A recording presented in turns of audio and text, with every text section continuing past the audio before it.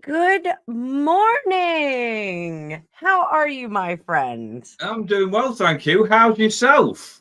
I'm good. I have a little bit of a sunny face. We were on a boat on I guess Friday afternoon. One of our friends has a boat and we went out. We were on the high seas.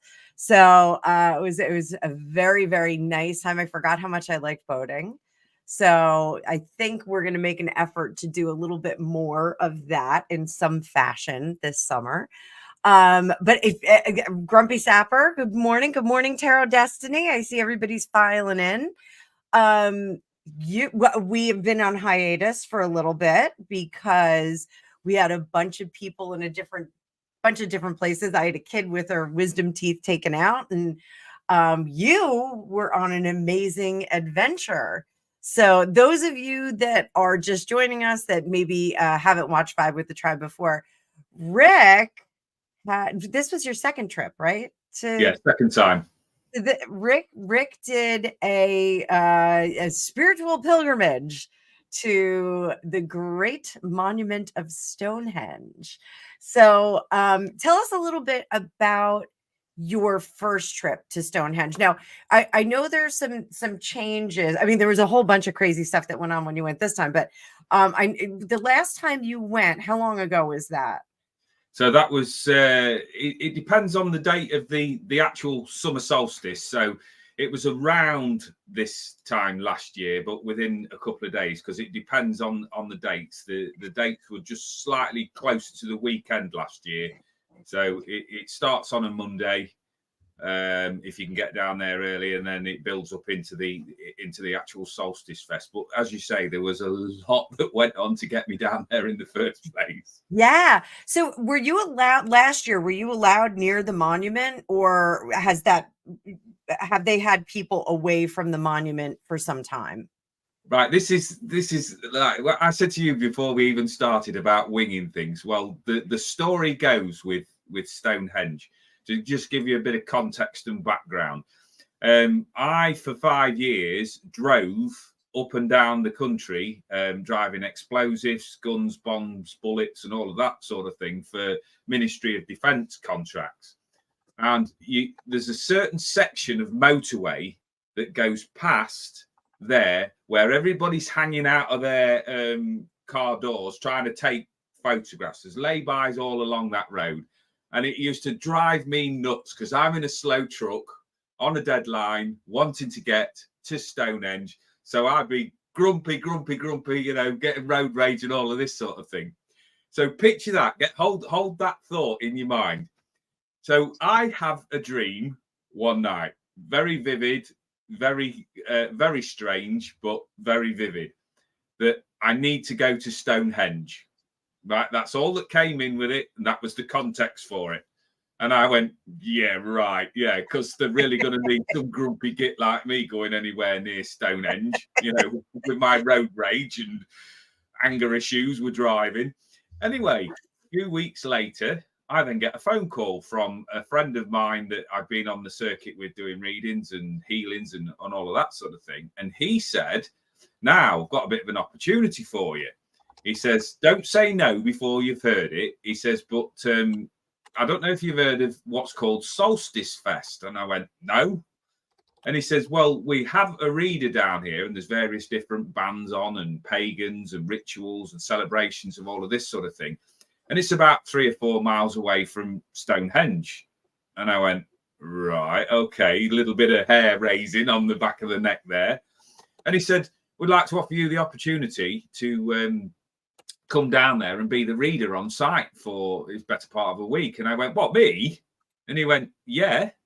He says, I'm on the organising committee this year. He said, so you don't have to worry about anywhere to stay because I've got the caravan down there. All you've got to do is just basically come down there and do whatever it is that you do.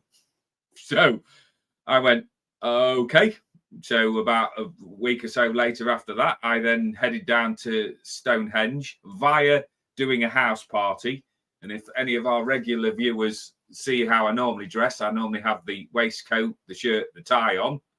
And I turn up in the middle of this field with my shirt, my tie, and my waistcoat on to be met by and this is no disrespect, but we do have this thing between us, Annabelle, don't we? Hippy dippy people and druids and all manner of people dressed in garish clothing, and there was various things going on, and then there's me, and I get out of my car and I couldn't have felt any more out of place if I'd have done my level best to plan it that way.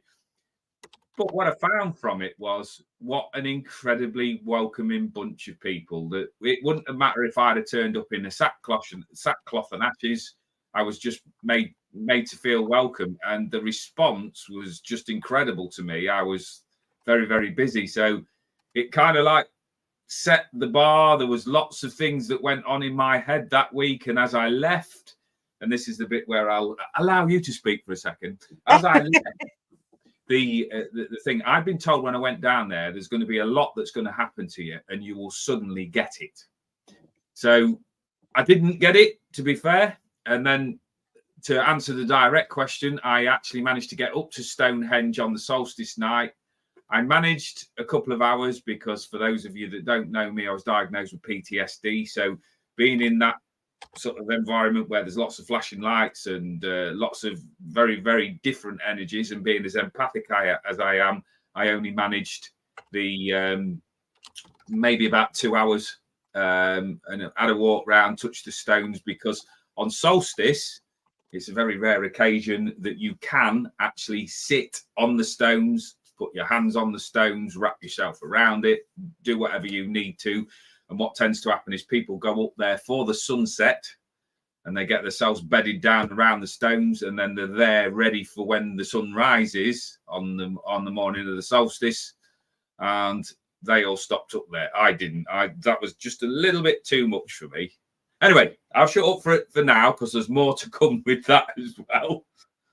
So, Stonehenge is on one of the ley lines, isn't it? It One is, of the yeah. energetic ley lines. So, when did you start to, on either occasion, on last year's or this year's, when did you start to feel that energy, that change of milieu, energetic milieu, if you will? I know when I go to the Southwest, Sedona, Arizona is one of the energy vortexes.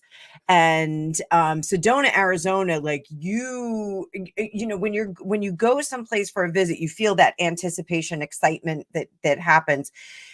But it's something different, and you actually feel it. For me, when I go to Sedona, I feel it in like my root chakra, like my base chakra, the next chakra up and into my solar plexus. Like that really starts to get energized and you know, almost alarmingly energized. You know, I don't know if I've ever mastered the like harness the energy that I felt when I went there.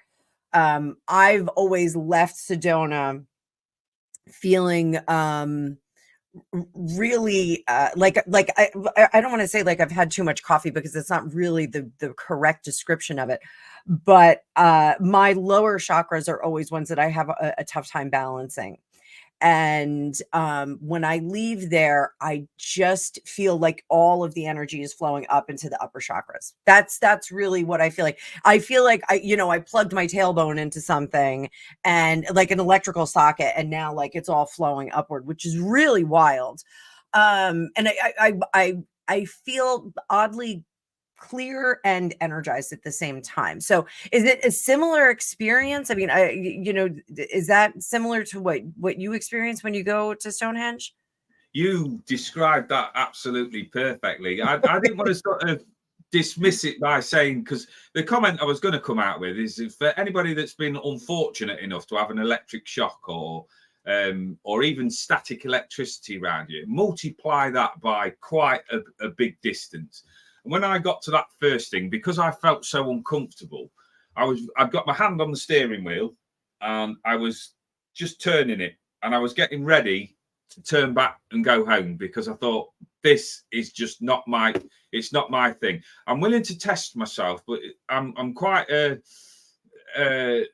I don't know what the best way of putting it. I was sort of very much in that grounded space. I'm open to spirit work, as I always have been for these last few years, but something out there was just like, just won't sit properly with me.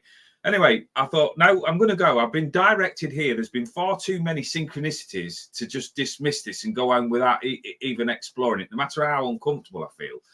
And as soon as I drove into the place and found the spot, it was just like, the only other place that I can ever describe this feeling was there's a place in England called Arthur Finley's College, and it's the spiritual Mecca.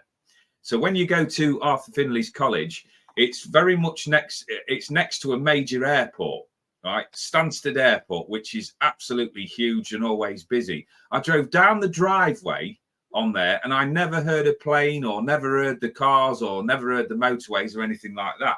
And I had a similar sort of experience when I went to Stonehenge, that as soon as I pulled onto that car park and got into that environment, it was just like everything else was peeled off. Everything was just gone. There was no importance placed on material things or whatever. I mean, to give you an example, I don't do drink or drugs. For that week, I would say if I had 8 hours total sleep over there and, just any other worrying thoughts, I'd be exaggerating. I really would, because I've just got nothing. And it was just like, I must have been laid on a landline where the caravan was positioned, because it felt like I was wired into the mains, just absolutely buzzing. And to give you an example of how it actually makes you feel, as I got back on the end of that weekend, I had a show, right? And I've got a two-day event, which, to be fair, wasn't busy, but I believe spirit sometimes gives you that leeway to recover from things. And I was just sat there, and I got the table all set up, and I was sat against a set of fire doors. Now my head was just like, like your phone on when you've got it on vibrate. And I was just sat there with this stupid grin on my face, and it really was. And I went outside, and I sat with a cup of tea, and it was like watching me, because there was just things drifting on past, but I want engaged with it. And this was for me the magic of of Stonehenge. But that was on the site that I stayed at. So when you actually go to Stonehenge in the stones, it's amplified again, because of, think about what it actually represents in the first place. And it is so important to some people around there. They bring their own energies as well. So it is like being plugged into the Earth's socket. It's overwhelming. If you've got PTSD and things like that, it's quite scary. It's emotional. It'll bring all of these things up to the surface. And this is what I would say to people, and this is what I think the second journey's been about, is it's brought up all of this crap to the surface as well for me, which when you're wired in and you get your batteries recharged, you're more likely to be able to challenge some of the crap that's come to the surface. When you get down there, it's kind of like taking your frequency down so that you can basically de-stress. And then when they've put the fuel back in you can then sort of pick your stuff up there. But it's just, I don't know, it's just an incredible experience. I'm not the best when I'm away from my lovely wife and things like that. So it does take a lot out of me emotionally. And then to be reading on top of that as well, it was just an incredible experience. But I probably mentioned it on here before, that where it started to make sense a little bit to me was I drove home after the first one in a right grump, because I was expecting ta-da, and all of my life's things were going to be answered, because that's what people told me. And I'm quite a literal guy. They said, you maybe not know right until the last moment. So I went, right, okay, I'm open, I'm here, I've got here against my better judgment, if you like. Anyway, drove home in a grump, because I was none the wiser when I got home. The Monday morning, because I'd got, or whatever the weekend morning was where I'd got an appointment, I got into the shower to get myself ready and have a shave, and I'd got my shirt all ironed, ready to go for an online client. And I stood in the shower, and this voice just came into my head and went, "Do you get it yet?" And I went, "No, not really." That's very matter of factly, "No, not really." Right, stick your head under the water, right? And I don't know about you guys, but if you've got quite a powerful shower and you put your head down under the water on the shower and let that water just bounce off the back of your head, it's a bit uncomfortable. And it's not, for me, a very particularly pleasant feeling. So, like everybody, I make sure I have a wash and things like that, but I don't have to worry about my hair, strangely enough, or my head or anything like that. It just kind of buffs and takes care of itself. Well, as I bent down and let the water come off the back of my head, I imagined in my mindset that it was like rinsing stuff off. And then what happened, and this is magical, and I can't explain this, as I bent forward and let the water sort of cascade off me, I could see bright colour coming out of my mouth. It was just pure, like colours of the rainbow, droplets of a thing that going like that, right? And it was shed. It was just shedding water, just coming out of me, this cleansing thing. And the good thing was, because I was so tired that I couldn't fight it. I couldn't fight it with logic because I'd got nothing left to fight it with. It just flowed out the way. And I just stood there, took this massive deep breath and just went, maybe it's not, I'm not meant to get it in the conventional sense. And this is where what my journey's been about over this last year is combating my analytical thinking mind and just going, this is the answer that you're looking for. This is the bit that you need to get, but not put any thought to it. It's to flow with the energies. And it was the start of an incredible sort of sequence of things that I put down to having my fingers in life's socket. Well, that illumination or enlightenment or, that moment that you had, so many of my students think that you can almost schedule that. Like, you take a course and you study for 6 weeks and then you have your final exam and you get your score back and, oh, enlightenment, it happens. It doesn't. Like anything else, your psychic practice, your spiritual practice is going to wane and ebb, wane and ebb. You're going to have times when you are more tuned in, more accurate, more sensitive to what's going on. And then there's going to be times when you're not quite so sensitive. Easiest thing in the world, when someone gets sick, if you get a cold, if you, pick up something, if you're fighting something that's a little bit larger, your conscious focus is going to be on healing, sending those white blood cells to whatever infection or malady you have. So you're energetically not really focusing on your enlightenment, your spiritual connection. So you may have to pay attention to that physical body a little bit more. So, when we have those moments of inspiration and enlightenment, I think that there's many as we go through our spiritual path. It's not like, you achieve another level like in a video game and you get the XP and, things are great and you move on to the next one, you get some more XP. It's one of the things I was kind of looking at my own career as a psychic, and I've been doing.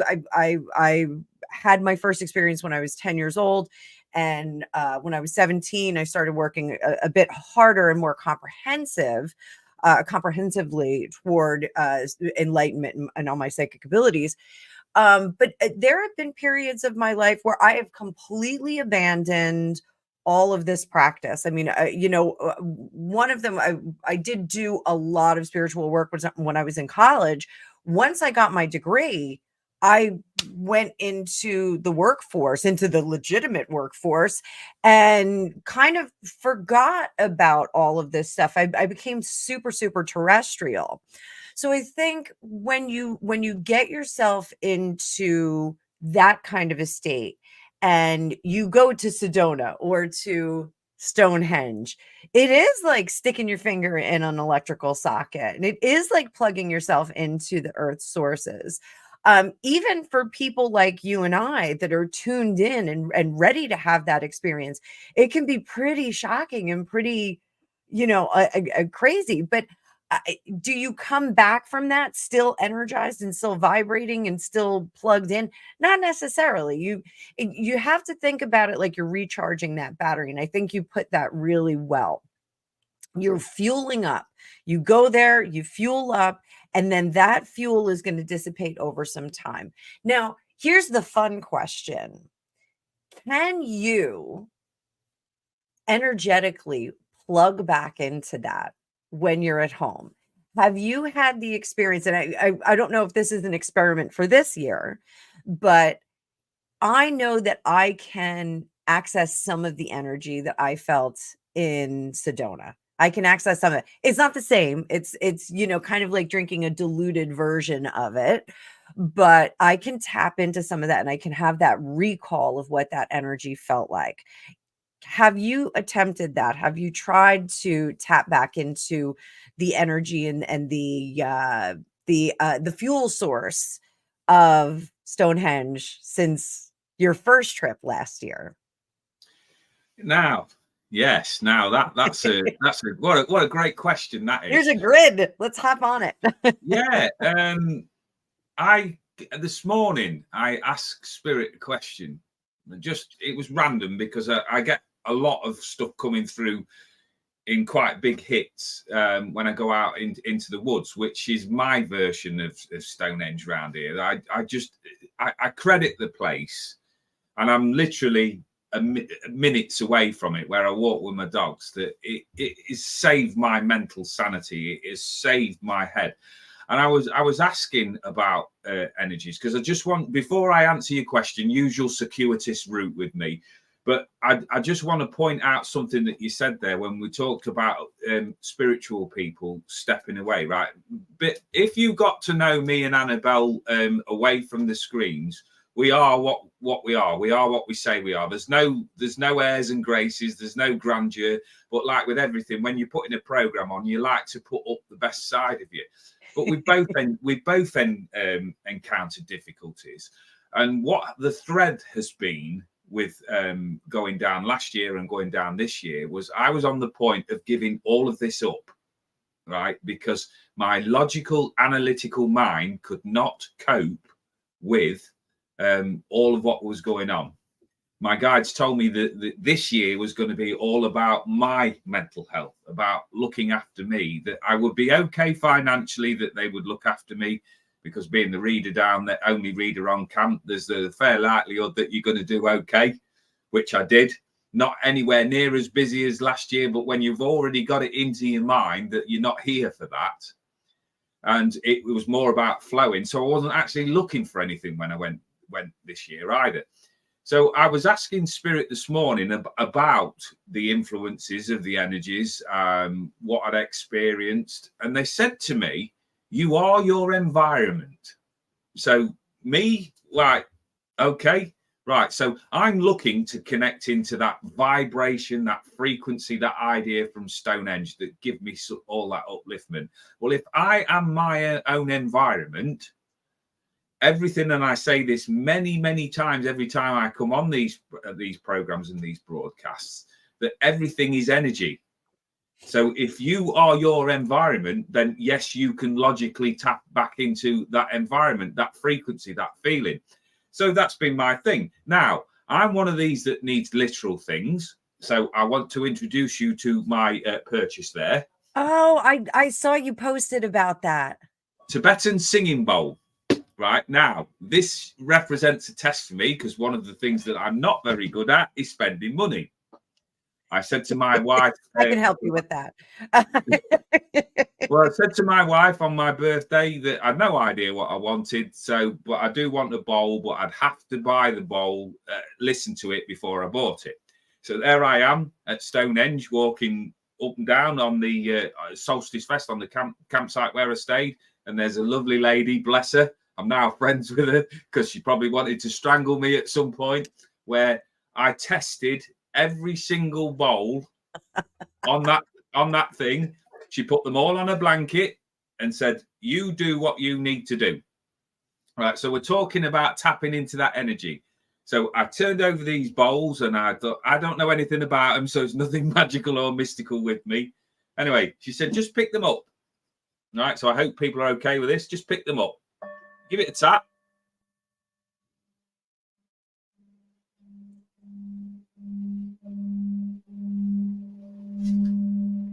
And it was as simple as that for me, having had no experience with the bigger bowls. And she went, "That's the one for you." So she picked for you. no. So I turned it over and I looked at the price and went, "I don't think so." Bearing in mind that I wasn't paying for it. This was down to my wife's generosity on my birthday. So I went away to consider it. Now my head is full of the usual thoughts where every time I go away to think about something and then make my mind up and go back, it's gone. So this is now going through my head. What can I do? What can I do? So no, still not right. So I went back a second, a third, and a fourth. Right. And it's still there, testing all of the frequencies. And in the end, I went, right, you'll regret this if you walk away. Go and find her. So I went to find her on the morning after the solstice event at Stonehenge, actually at the Stones, because I didn't make it to the Stones this year. But that's a bit more for later on.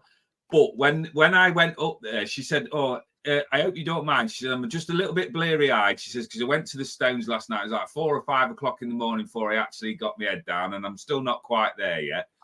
So I'll be opening up a little bit later on." I said, "I'll be back, and I'll be back with money." So she went, "Okay." So I'll come back with money, and I'm still stood there going like this, trying to prize it out of my hand. But my point is, every time I now touch this, because of the work that I did, and instantly outside of that tent where they were, because these are all imported from Tibet, that Tibetan singing bowl that I now resonate with because I drew to it. I picked it because it came down to a choice of two. I'd even considered about how flighty I am with stuff, that if it shines, I want it. And then about 2 weeks later, I'm not interested. And the interesting thing was, and this is the bit where I didn't, and I don't know if you can quite see that. I don't know whether it'll come up on screen there. If you actually look what it's actually for, it's for the throat chakra. Now, how interesting, right? I didn't look for it. All I knew that was when I picked this singing bowl, the frequency had to resonate with me. I don't know anything more about them, but what was coming in, the message was coming through loud and clear from spirit. Well, if you think about what we do for our living, we're reliant on that throat chakra. We're reliant on that honest and open communication. So did I pick the bowl, or did the bowl pick me? And that's the strange thing, because I put up such opposition to spending money, to going down to Stonehenge, to being amongst different people. I felt so awkward.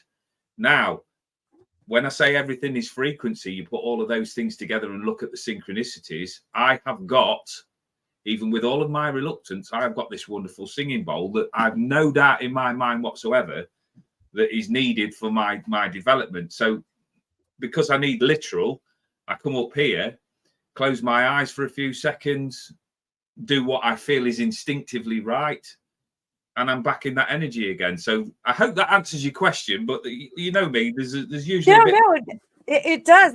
I mean, that I think makes a lot of sense, to have a conduit. And I have 2 singing bowls, not anything like that. I have a little teeny tiny one, and I also have a crystal one. My mom's neighbor down in Florida, she's a yogi, and she's got all of these she's got the whole chakra set. And my mother thought they were so amazing when she went over there. My mother is not like super tuned into all of this. But she went over there and she was like, "Oh my God, these are amazing." And she said, "I want to send some to my daughters." And so the woman said, "Oh, we'll get this one." And, we ring it twice a day. And it really does make a difference in the energetic profile of the house. It does not bring me to Sedona, but I think your connection with Stonehenge, your experience there this year, I think that the ringing is going to have some kind of connection for you. I think it's going to bring you there. And for those of you that don't have a singing bowl, you actually feel it in your body. You actually feel the ringing in your body. It is wild.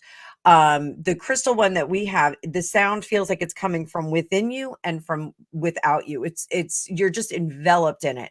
It's really pretty tremendous. So if you've never had the experience, find yourself a salt cave, find yourself a place where you've got one, and let somebody do that. So I just want to bring up a couple of things here. So Grumpy has a question for both of us. He gets visions and he can predict something. So he went to a supermarket and walked in and saw a shelf collapsing.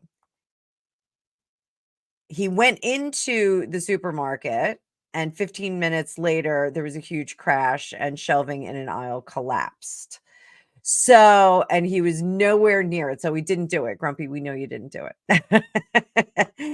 And, Joy also says that she sensed when bad things are going to happen, especially dreams, and they're quite accurate. So, you know, for me, that's a huge thing for my students. Um, one of the exercises that I do have them do is when they walk into a different room to sense the different milieu of the room. Doorways are portals, so they will kind of contain an energetic profile, like in your living room or kitchen. If you walk through your house today, just pause in the doorways, and you're going to feel your kitchen feels totally different from your bedroom or your living room. It's also going to give you some indications to like maybe you need to do a little bit of spiritual work, like burn some incense or do some energetic cleaning. I know our bedroom, my husband, he loves to pile things on his nightstand, which makes me crazy, but the energy gets trapped and kind of chaotic in there. It gets kind of like stuffed in the corner like a big pile of laundry. And I have to go in there. I have to open up all the windows. I have to open up all the curtains. I've got to get some air in there, get some light in there, burn some incense, clean it really good, and kind of freshen up that energetic profile. And then it becomes this relaxing environment again. My kitchen, because I'm Italian, my kitchen is busy. All the teenagers are in it. Last night I had 4 teenage boys at 10 o'clock that all wanted to have cereal. They were all hungry. So it has a very different energetic profile. So when you start to notice it again, being spiritual, being psychic, it takes some time to develop that. When you start to notice the different sensations or the different energetic milieu of the different rooms in your house, you'll start to notice them in different buildings and different places that you go. As you open up those channels, you will start to open up channels of what is going to happen on the timeline that you're on. So, Grumpy, to answer you, that shelf was probably set up to fall sometime in the past. As you set out on that course to go to that particular market, you sensed that that was going to happen in the near future. I know it's like when I start talking about timelines, it gets a little bit deep, and I don't want to derail everybody and have everybody going bananas first thing in a Monday morning. But you can sense what's going to happen on that particular timeline. And that's one of the things that I talk to my clients about, timeline jumping, aligning with the vibrations for a successful happy career or a terrible not so happy career. You can jump those timelines. You just really need to focus on them, and changing your vibrational profile to get that. I mean, in my last position, it did take me, my corporate job, it took me about 18 months to change my energetic profile to doing this full time. I was doing both jobs full time, and it was taking a lot out of me, and they both this my personal business and my professional business required a lot of my energy. So it was very hard to do that shift over to just doing my own business. And the Fitness Hutch, I got to credit him right here. Hi, Fitness Hutch. Oh, I'm trying to get him up. There we go. One of the things that supported that was not being psychic, but planning my day. And I took the Fitness Hutch's 30-day transformation program, And every morning I would get up and I would journal about what my day was going to look like and kind of set the pace. I know, Hutch, we need to have a meeting because I miss you and Mel. So we need to either have a double date again or we need to have a meeting. So we'll get Rick and his wife in on it too. So so when you start to plan your day, when you start to write about what you want your day to look like, are you predicting or are you manifesting? Maybe you're doing a little bit of both. Maybe when you're manifesting, you're opening up those channels and you can also see some things. So Grumpy, I do think that is precognition for you. Rick, do you agree that was probably precognition for him? He's pretty open to some crazy stuff. So I would say ESP. And also one of the things for me that I would bring in at an earthbound level as well is what he used to be.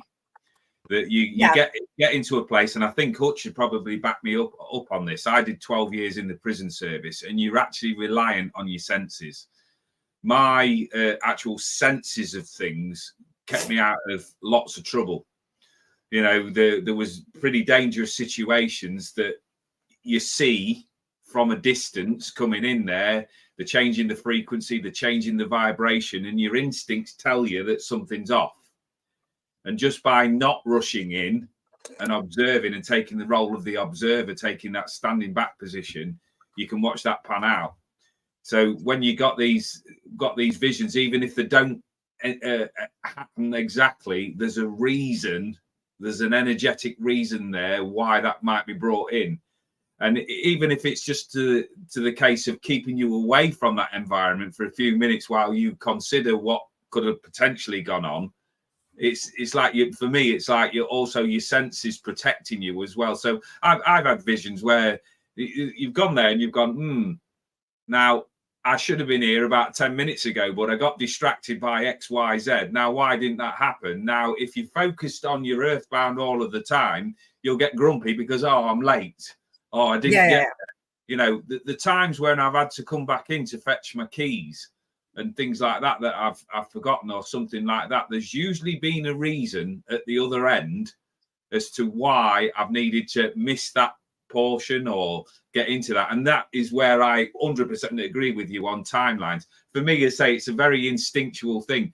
One of the things that I now credit the prison service for is heightening my awareness of just energy around things, where I could actually walk onto a wing without knowing any of this stuff. And when I first went to my last prison, I worked on a very difficult wing that was very volatile.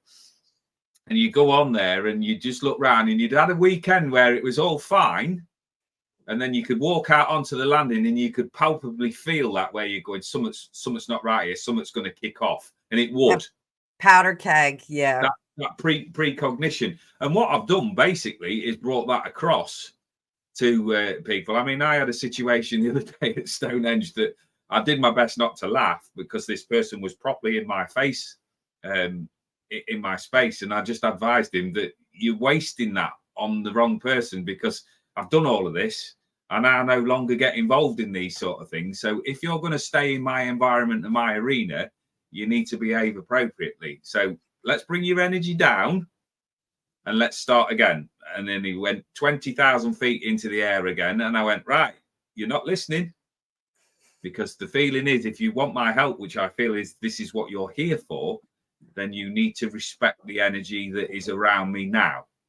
Now, sort of 10, 15 years ago when I was in the job and you've got somebody in your face at that point, there would have been issued the warning, obviously, and then potentially a restraint would take place. Thankfully, I didn't have a great many of them up until my last year of service, where I think I did more in my last year of service than I did in my whole career. But it's all about instinct. It's all about being in that particular time frame. So, Sapper, I would also be looking at what your previous life skills give you. What kept you alive, what kept you safe. So lots of things for you to think about there, but I'm intrigued about the timelining. But like you, I don't want to get too deep into that. But That's timeline going to jumping be for me, another day. yeah, timeline jumping for me, absolutely 100%. And I'm coming round to that a lot more. That if we can get our head round that there is no past, present, and future, it's linear time jumps. But again, Yeah. But okay, the business about when you were in the prison service and you walk in and you get that's exactly what I try and instruct my students for. So when they're starting to develop that psychic ability, going into a store, there's a decidedly different feel to an auto parts store and a spa. Like, I know that's like really dramatic, but there's a really different feeling. And what happens is when you start to notice that as like a baseline, then when you walk into a place, say a bar or a pub, you walk in and there's two guys beefing, you're going to sense that. You're going to feel that when you walk in. You're going to sense it. It's something is going to go off in you. And I talk about this often. It was one of the body language experts, or it was either Chris Voss or um one of the behavior panel guys, but they were talking about uh intuitive psychic ability that develops in females. Females, and I'm not being sexist, but they seem to have a more readily accessible intuition, women's intuition, everyone calls it that. So how it was framed was when we were less evolved and we were in the wild and we had saber-toothed tigers and bears and lions and all kinds of crazy things chasing us, the females of the species would sometimes be with young, be rearing young, may otherwise be distracted and impaired to a certain extent to not be able to get away from a predator. Whereas the males of the species, larger muscle mass, better lung capacity, has the added advantage of either being able to fight or flight at a better rate than the females. So females, in order to, and again, this is a theory, this is not, fact. Females had to develop a radar system, which was their intuition and their psychic ability for when those predators maybe were coming closer. Now, yeah, we can go a little bit deeper scientifically. Maybe there was a heightened sense of smell. Maybe their vision was a little bit keener. Those kinds of things. I disagree, because when something's going on, you can sense it. Now, we just had an incident. That we have a lot of fairs here in the summertime, and one of our local churches had a big fair that all the kids look forward to going to.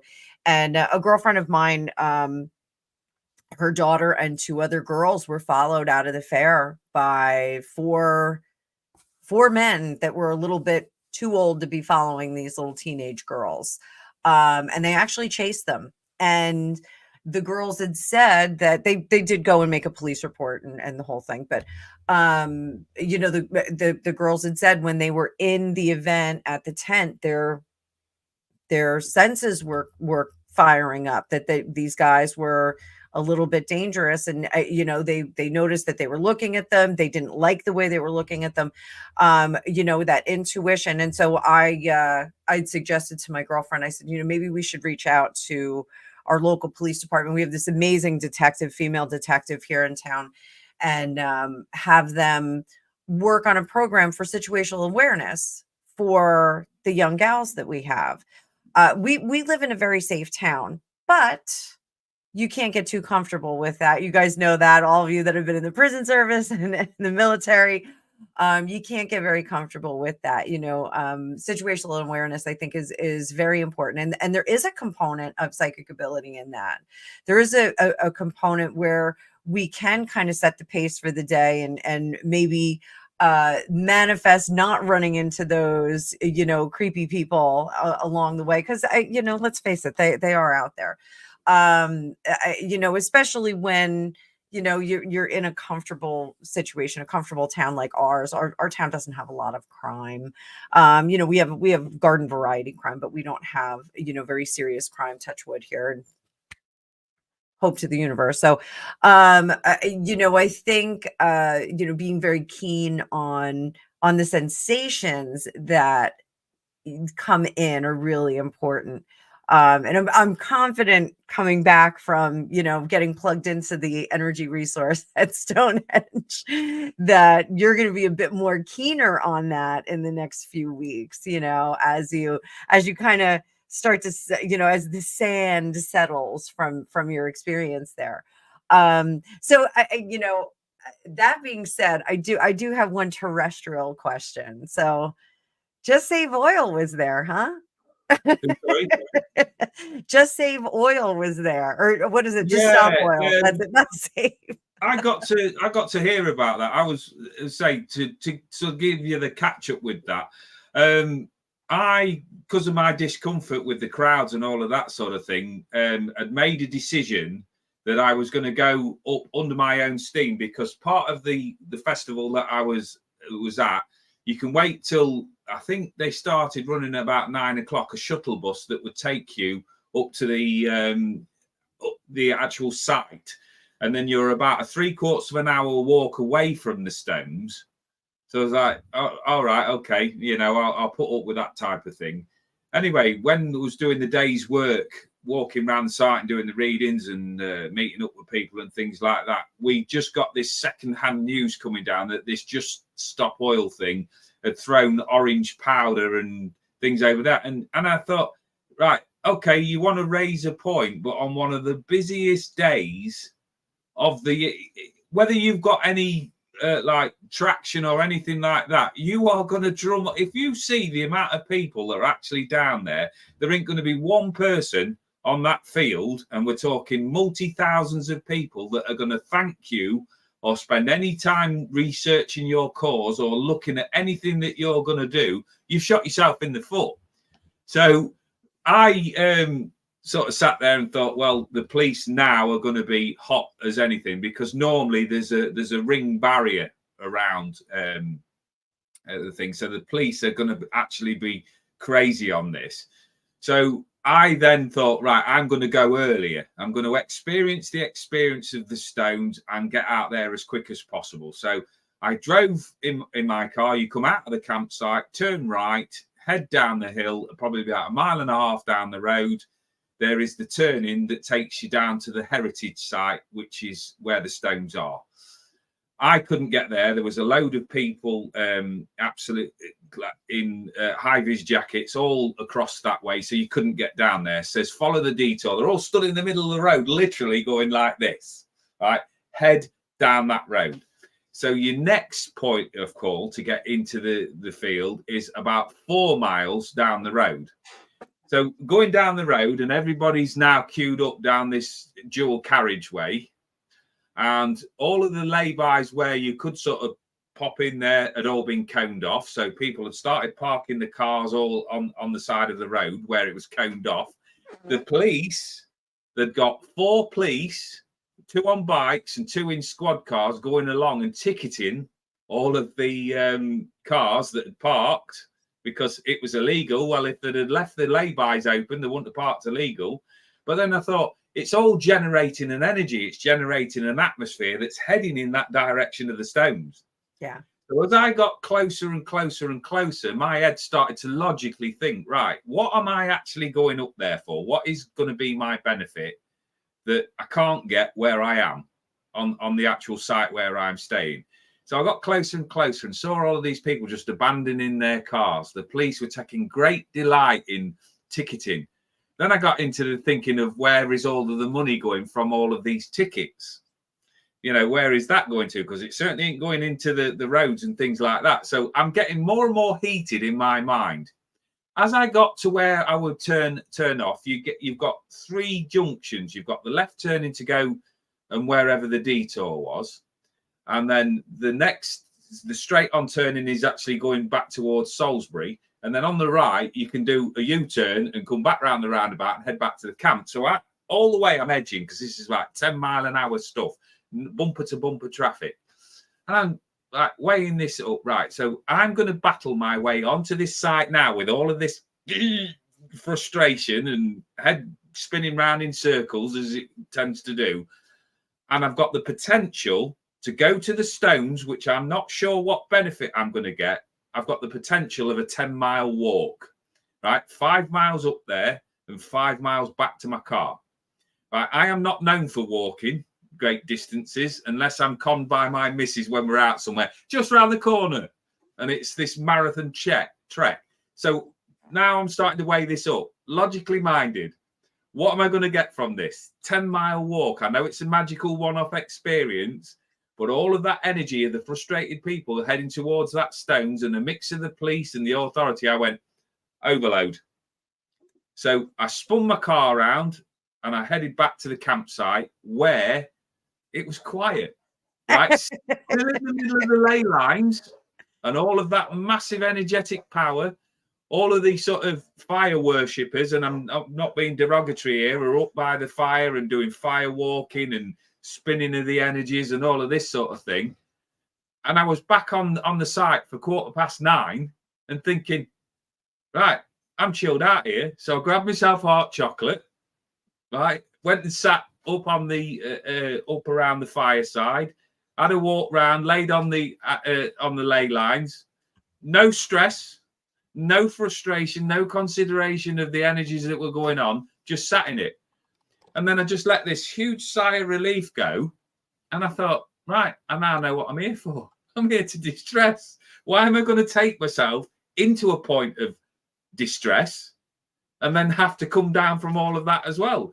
So it was one of them real strange things because, again, I refer back to what I was actually there for this year was for self-healing. And I'd got all of this, like, pent-up anger and frustration about heading up there and why the world was in the state that it is. And I thought, I'm doing this to myself. So I am my environment. Well, if I am my environment, I can be in that environment wherever I go. So I stepped out of the environment and went back to the site where I felt comfy and I felt okay. And there were people there to talk to that didn't fancy that journey up there. And I got my head down about 11 o'clock. Right, so I got fresh head, fresh energy. I was up and about at 6 o'clock the following morning like nothing had happened. Then I thought, well, that's it. All of the planning that went into getting to the stones, I was there for a job. But the insights that actually came in while I was sat in that lonely space were what made my trip in the end. Very, very strange. And just one thing, because I don't want to take up too much, I don't want to hog the time. We always have this discussion. But one of the things I found really, really strange when I sat there was my work is all about empowering, helping people to empower themselves. It is all about bringing in upliftment. But it's also I'm very much aware that I'm not the love and light, cute and fluffy bunny type of person. I'm the one that stands there as I was described the other week, as the crossing guard. You know, the guide that stands there while you come to the realization. I basically press the buttons, you do the work, and then I lead you out of that darkness. And that's what I'm happy with. So I sat there and I thought my aim when I went down there this year was to get myself more involved in the actual environment, you know, really absorb it, really get in with the peeps. And I sat there on this high vantage point because it was a series of tiered logs going back from the fire. And I was sat at the top there. And then I realized two things, just how lonely I actually felt sat up in that energy, because I wasn't at home. I wasn't in my normal environment. I was missing the wife and things like that. And this fear sort of crept in, this feeling of sadness about being sat there, that was so close to the help and the energy. But then I suddenly realized that's my role in life. That is my job. I am security. So the security that I'm looking for, I've already got. My job, my role is to sit there and observe, right? I don't need to do the practices that they do. I need to come in, plug myself in that arena, wherever it is, whether it had been the stones, whether it had been the ley lines. There is another place further up the road that's not as famous, but apparently the energies are just there. I can go there and I can battery charge. My job, my role in life is to help other people. And the sense of relief that came in of actually establishing what I'm there to do. And I thought, right, I don't need to do anything. I don't need to get involved. I can observe from a distance. And all of a sudden, it started to make sense of quite a bit of my life, that there was people around there that were there to do Reiki. There was people there that were there to do all sorts of other things. And what's my role? Right, I provide a safe space for people to come and sit with me and work out whatever their energy kinks. And then I give them like cards and things to focus on, because I need to get them there. But it was amazing just how many people sort of came in, just sat there and went, oh. And I am the conduit. So my learning lesson has been all of this last couple of weeks is people who get hung up on this term medium about being the being the ego side of it, where you need to watch me, darling. I will predict your future. Right, that's not me. In the slack, yeah. I haven't got crystal balls. I've got fleshy ones. So when you sit there and you're working with people, right? I'm not going to predict your future, because you are your environment. You are the one that's going to make your future possible, and it can be whatever it is, with your constraints, with your capabilities and things like that. And I was just like sat there. This is so simple. It's only me that's complicating this shit, right?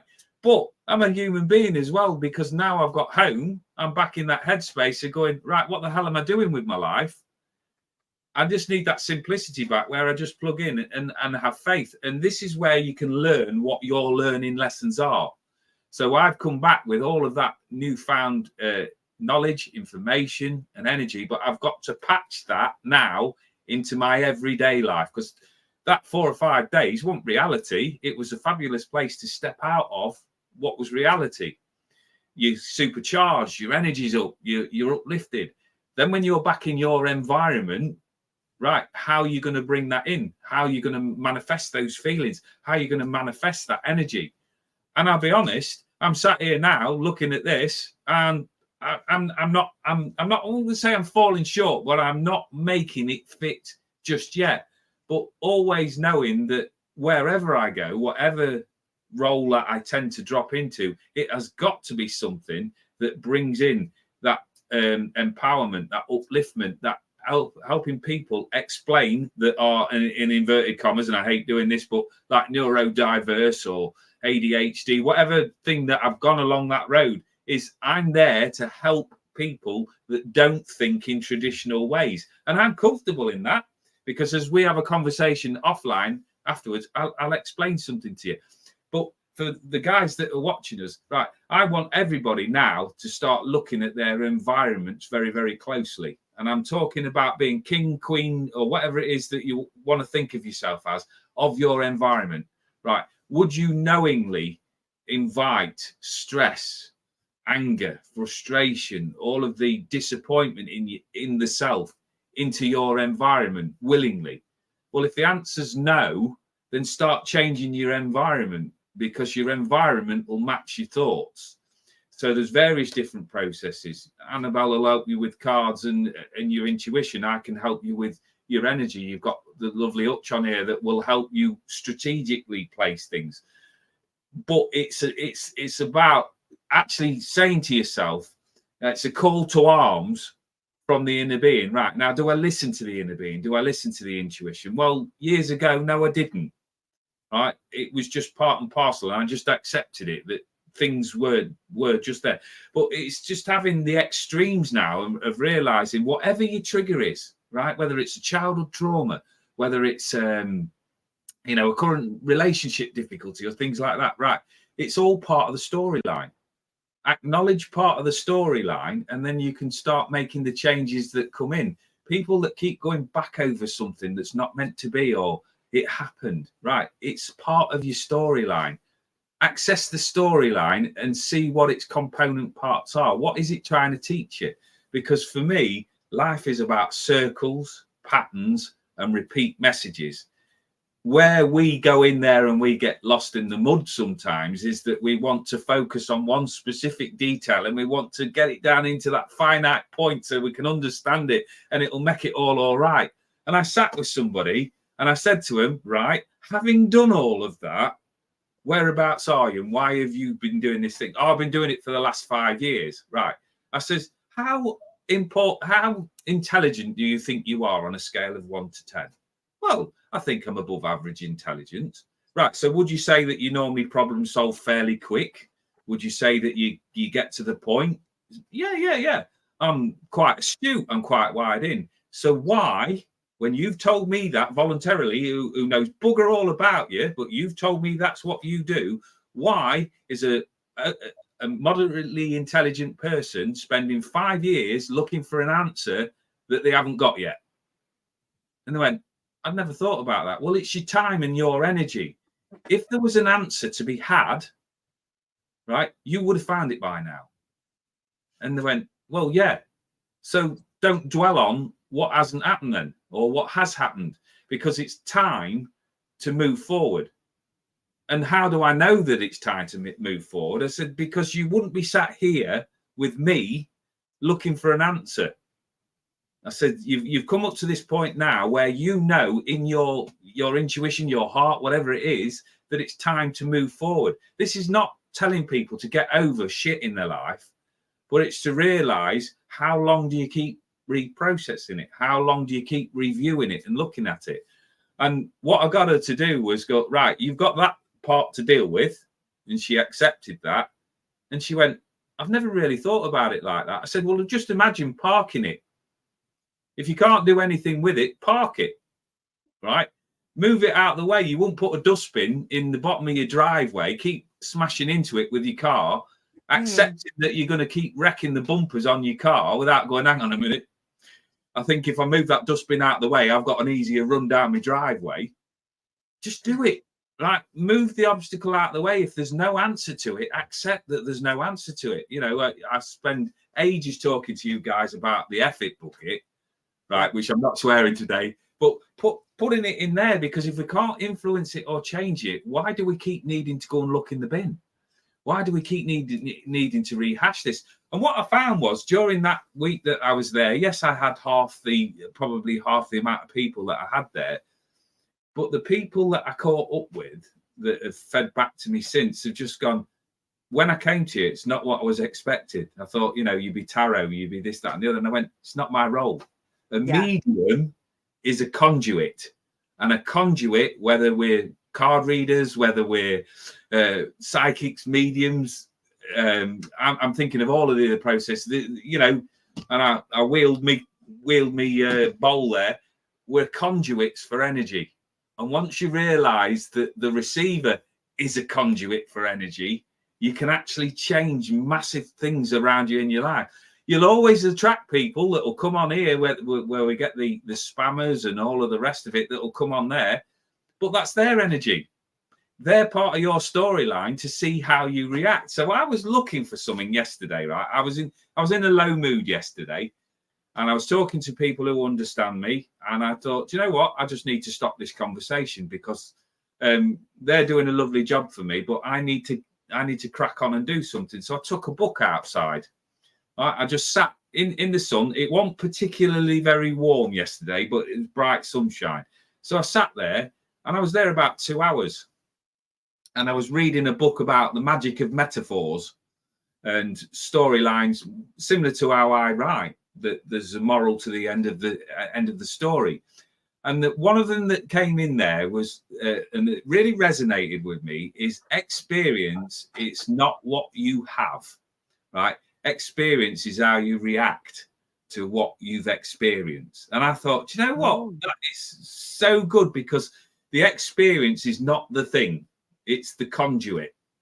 The experience is what we gain and what we learn from it. So when you've got things around you that aren't answerable or you can't affect, it is time to move forward. So my journey at Stonehenge was all about that. I didn't realize it. I didn't have any magical epiphanies on the way home or anything like that. I got this feeling of inner contentment. And even when you think about the inner contentment, if that's something that I own, I'm also responsible for that contentment. When I start reacting to stressful situations about wondering why the police took so much glee in giving out parking tickets, even if I found the answer, what good is that going to do me? You know, the fact that the money's not been spent on the roads where it could be, the fact that a lot of the problems that were down there could have been avoided, the fact that Stop Oil tried to, right, how, even if I'd got an answer to it, what benefit would that be for me this morning as I'm working with you guys? Absolutely none whatsoever. So I kind of like pulled my chips in. I pulled all of them back and going, right, I'm not reacting to that. The only thing that I need to look at is what I'm reacting to. And when I'm reacting to something, what is that giving me? What is there any benefit from it? Can I take a learning experience from it? Well, yeah, don't do that again because it's bloody annoying and painful. My temperament went up in the air for what? Absolutely no good reason whatsoever. So yesterday, when I'm sat out there, I didn't have to justify myself to anything. My wife was doing what she needed to do in the house. My son was doing whatever he needed to do. And I was out there in a time-free environment of my own choice, of my own making. And I came in there and just for an hour, because that's about how long I'd managed to focus, which is unusual for me. I was focusing on the power of nothing, right? In the vortex, in the void. So imagine your bouncers are on a strict instruction not to let anybody in that's bringing in any drama, any negativity, any darkness. I focused on keeping all of that out there. So it's like any busy street scene, you can sit there and find a place of quiet for yourself as you go within, but the street scene doesn't stop. People are still going to walk by. It's only when you look up and say to them, morning, are you all right? And then they stop and they bring in their story and their drama, that your environment starts to change. So get into the practice of sitting. And I'm not saying this is easy. This has only come about yesterday and it's coming about now as I'm talking to you guys, is visualize, imagine, use your wonderful senses, use all of your senses, all of your experiences to just find a spot where you can sit. It can be literally, it can be somewhere that you can imagine where you've been, a fond memory, and just sit and focus on the power of nothingness. Let everybody go past. Look at the roles that the experiences have played in your life. What have you learned from it? Because we talk about the prison service, me and Hutch. I now left 11 years ago and I couldn't find a thing to thank it for. Yesterday's consideration was, well, it gave me that intuition. It gave me that ability to work around difficult, aggressive people. It didn't say to me I had to like it. And I'm not sitting here waxing lyrically about my experience because it was bloody hard. It nearly broke me. But here's the key. It didn't break me. So when I sit with people that turn around to me and say, I'm not coping or I'm not doing very well, but you're doing something. Because if you're not coping, you're doing something. If you're not doing very well, you're still doing something. And the very fact that you're up to make that statement, you're in a positive position. Anyway, I've wandered off on a complete tangent there. I'm going to rein myself in. No, it's fine. You know, I always think about experiences and negative experiences like palettes. And you guys have palettes in England, right? Do you call them the same thing? It's like the crappy wooden things that go under heavy things of concrete and whatnot. So, you know, everybody always wants to get rid of their pallets. Like, you know, we always see them stacked up places. Now, pallets, some people, you can go on TikTok or YouTube or whatever, people get really creative with them. So if you're stuck with, oh yeah, are you one of them? Did you use them in the garden? Yeah, like I've seen people build like whole pool cabanas and like really cool stuff out of it.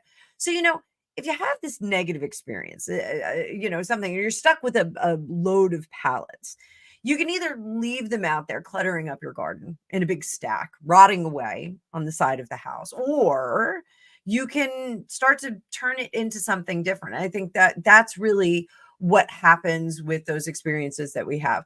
I do have a very funny story for you, and I don't know if I told you this. I got a phone call from my mother. My mother never knows what I'm doing day to day. She very rarely watches my show. She very rarely watches my YouTube. She knows what I'm doing, but she's only recently become very keen on what I am doing and paying attention to it. But the day after Just Stop Oil was at Stonehenge, or the day it happened, actually, I got a frantic phone call from her. And she said, Anna, did you see what happened at Stonehenge? And I said, yeah, Just Stop Oil was there. How's your friend Rick? Is he okay? And I love you, Mum. I mean, my friend was there. Like, you don't even know what I'm doing. And my friend is. We're spreading the influence. We're spreading the energy. Yeah, she was worried about you there. So. Oh, bless her. Thank you. So I'm afraid the orange powder got splashed on you. But no, I thought it was very funny that I thought it was very, very sweet that she knew you were there. So adorable. And I told her, I said, I'm gonna talk to him in a few days. I'll let you know how it went. But the more you talk about it, the more I think I need to set a goal to go next year to the summer solstice with you. So let me see if I can. I don't know how I even go about that. Do I need a work visa? Like I don't even know how it would work if I would go in like a private capacity or if I would go as like a working person. But I think maybe I need to go next year. Maybe that's something I need to put on my schedule.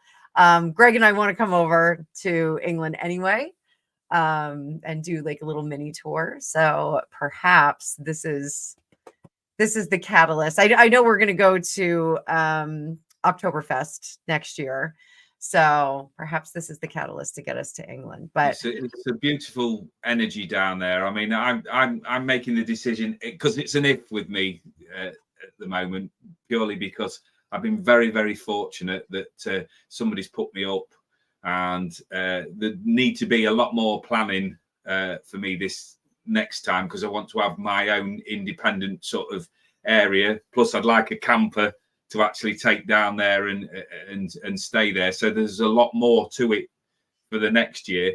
But again, this is where we spoke about intent and the energy around there. I read for Americans, and I'm so and I will speak to you about this lady afterwards, had a dramatic effect on me. Took me on a past life regression in the middle of the field.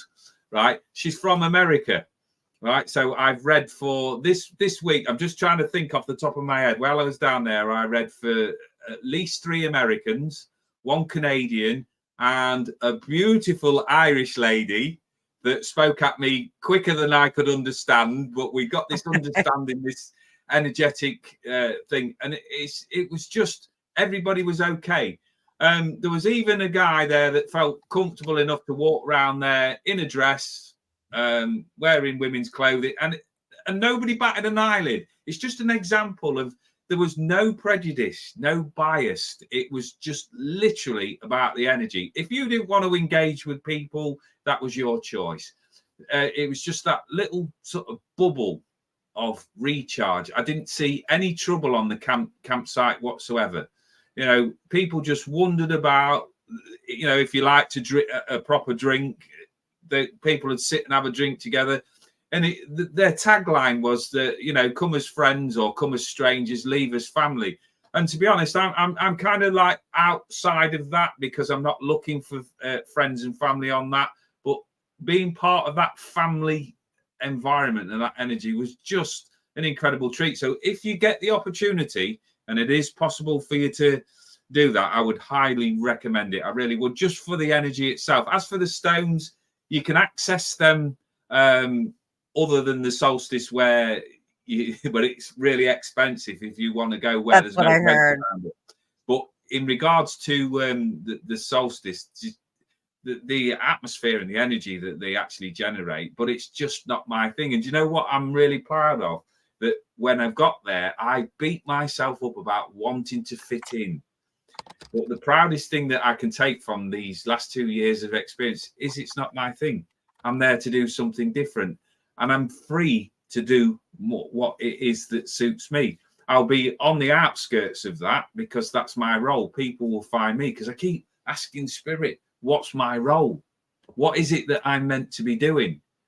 And they showed me, right? Mm-hmm. They showed me what I'm meant to be doing. I am on the outskirts because that's where I'm meant to be. I can dip in as I need to, recharge myself and dip out, but people will come to me. And it's just, I just feel really, really privileged. You know, I'm not sitting here saying all of a sudden I've become holier than thou or anything like that, anything but, because you can message me at any point and ask questions about my experiences.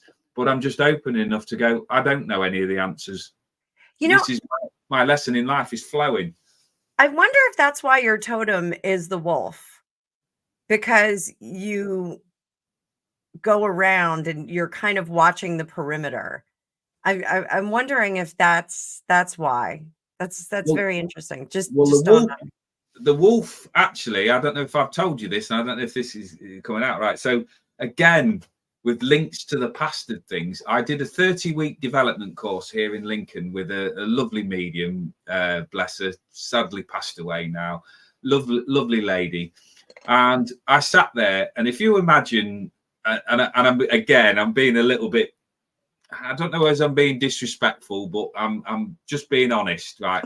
I'm earthbound, or I was at that particular point, couldn't see any flexibility, but I knew I was driven to do something different. So I'll go into this room, and I think there's 18 that started out on my particular group, 18 or 16, something like that. All hippy dippy, all with some experience. Now I come into it with I've been in the churches and sat in circle, and I've told that story many times before. And I was very, very uncomfortable. So I have this thing with having had PTSD, is that when I sit anywhere, I need to be near the door so that I can observe who's coming in, and there's counting, and there's all sorts of weird crap going on in my head, but it is. So we sat there and the room goes dark. And I've expressed my difficulty about sitting in dark room with strange people. Right. So all of these people are sat there in their energies, and all sat there with their legs crossed, arms crossed, and eyes crossed, and all the rest of it.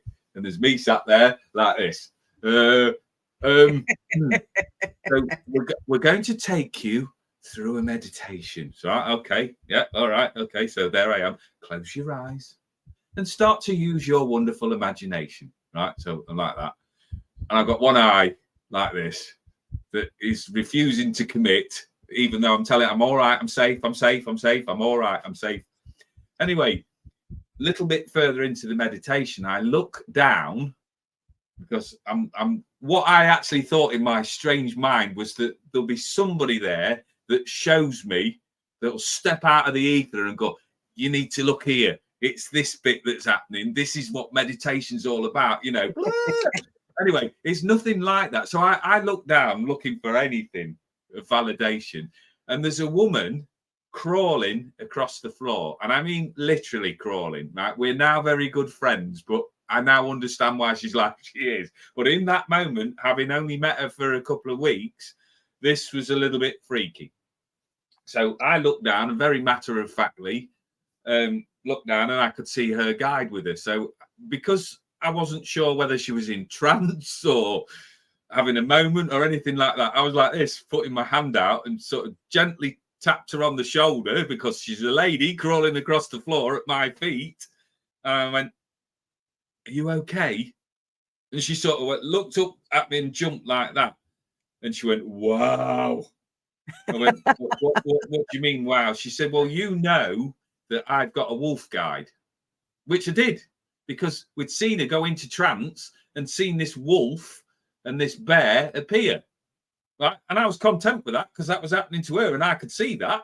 I could literally see that. And I'm happy with that. So I'm thinking, where's mine? Anyway, she's crawling across the floor and she said, you have got a guide that's a wolf. And I went, okay.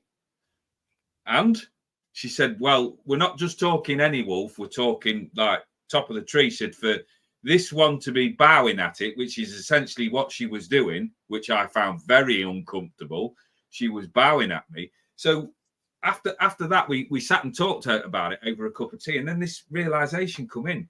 Think about what a wolf actually represents. I know it's a very spiritual animal and that, but why would it come to me? Why would it? I've always had this affinity with dogs and animals, but why would a wolf come to me? And then I started to think about it. Right, throughout all of my life, and not just my spiritual story, I've never really fitted in anywhere. I'm starting to do a lot more exploration as to why that's happening analytically, but I've never really fitted in anywhere.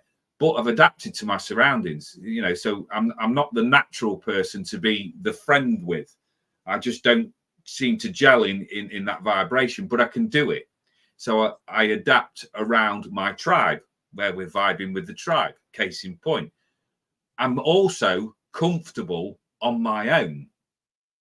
Right, I can adapt to my environment when I'm on my own. I don't particularly like it all of the time, but when I have to be on my own, I can do that.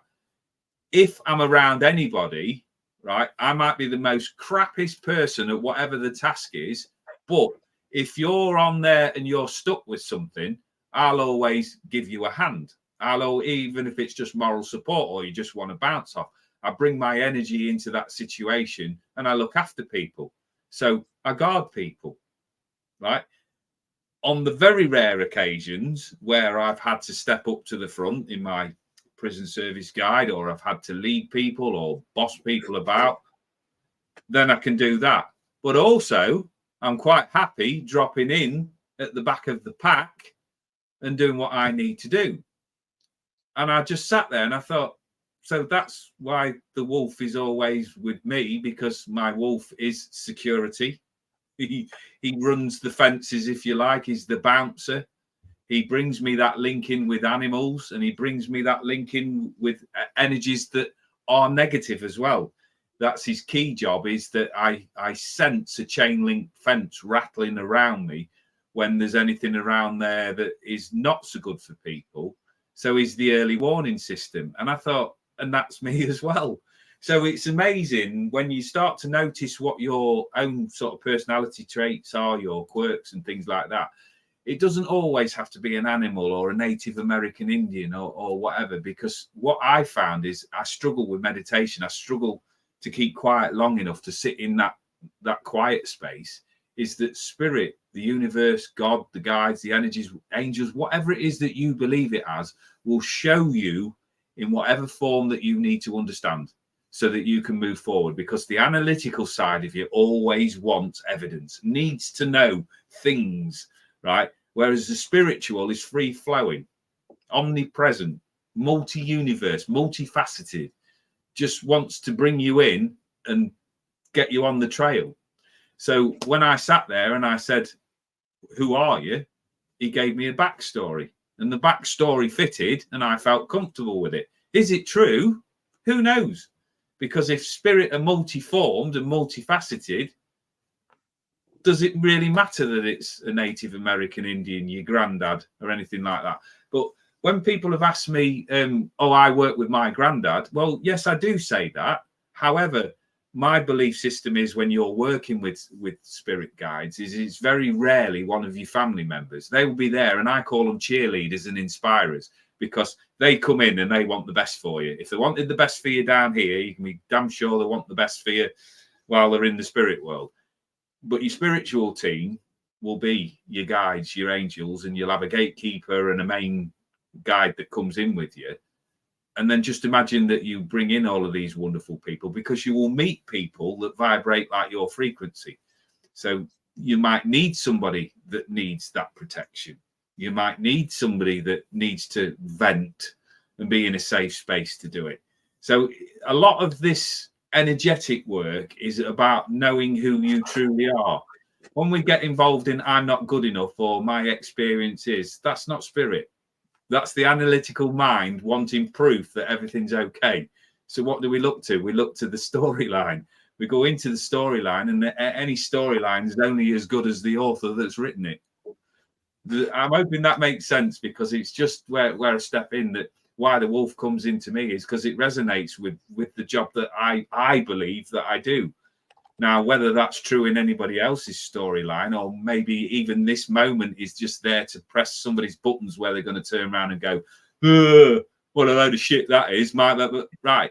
But I've been part of that storyline for today to provide that medium, which was that, as I said earlier on, is that conduit for you making that change. All we've done is just nudged you off an opinion or provoked a response in you so that you then go out and make the appropriate adjustment.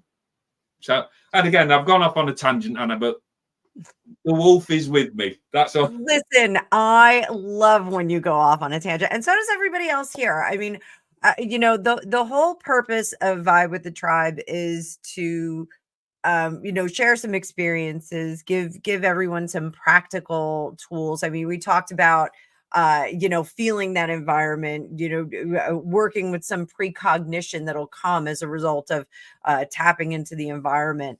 You know, getting energized by different resources and locations and places like Stonehenge. You know, I think, you know, setting everybody off on the week with the Rick rant is totally awesome. I love it. It's going to set me off on a good pace. I mean, you know, for all the things that you say about you know, struggling with you know, your disposition at times, you are so positive, and it's such a good shot in the arm for everybody on a Monday morning or Monday afternoon or Monday lunchtime for you guys. So I think this is awesome. So we're you know, we still have to work on our curriculum for the next few weeks, for the next summer, for the next few weeks of summer. But we will be back next week. We'll have lots more to talk about. We have some changes that are happening on the Psychic News Report with us. So we've got some details that we have to work out. We've got a new person coming on board. So that's we're gonna keep that under wraps for a little bit. But we've got a new person coming on board, and that'll be very exciting to debut. But until next week, I think we'll say goodbye to our friends so you and I can chit chat for a little bit. Until next week, we will talk more later. Rick, you and I are going to do a quick video too about the elections that are happening in England, correct? The general election. So we're look for that. It'll come out before the 4th, because that's our holiday here. Sorry, that's our independence from the United Kingdom holiday. Good choice. Well, I posted a meme on my Facebook that was like, it was from King of the Hill, and it was like, you know what's not right, Bobby? Paying taxes on fireworks that we're buying to celebrate not paying taxes. So you know, we'll be firing off some fireworks and stuff. But you guys will be having the general election. So I think what you and I should do is kind of look at your candidates and see how that's going to go. The American candidates, we're going to be talking about them all summer because boy, is that an ish show right now. So it is a wild mess. So I'm banking on your general election because maybe Greg and I'll come over and we'll buy something lovely in the Cotswold. You know, the one holdback for me is I mean, not only that we have family here, but Greg is 6'4", so like some of the, you know, what is it, grade 2 and grade 1 homes, like he's just not going to fit in them. No. So we had a tough time when we were house shopping here. Like he kept getting in all the showers or like leaning into the, I shouldn't say getting in the showers, kept leaning in the showers. I'm like, what are you doing? And he goes, I have to make sure I fit. I go, is that like really a thing? Like you have to worry about whether you fit under the shower? Yeah, it's a real thing. I was like, even our shower here, there's we have a glass door. It's not frameless, but there's a glass door, and the frame, he has to kind of duck under it before he gets in there. It's you know, I mean, I guess if you're tired, you're going to smack your head on that. But yeah, there are a few tight spots in our house. Our house is not tiny, but there's a few tight spots. There's 2 houses that we looked at that Greg couldn't go on the 2nd floor because he would have to crouch. And I was like, well, we fit perfectly here. So, all right. So guys, we'll have a video for you a recorded video for you before the general election on the 4th.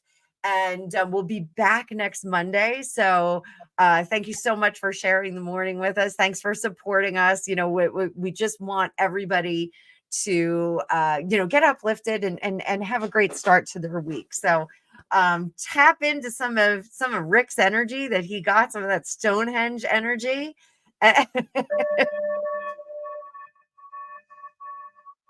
Oh, it's lovely. That is lovely.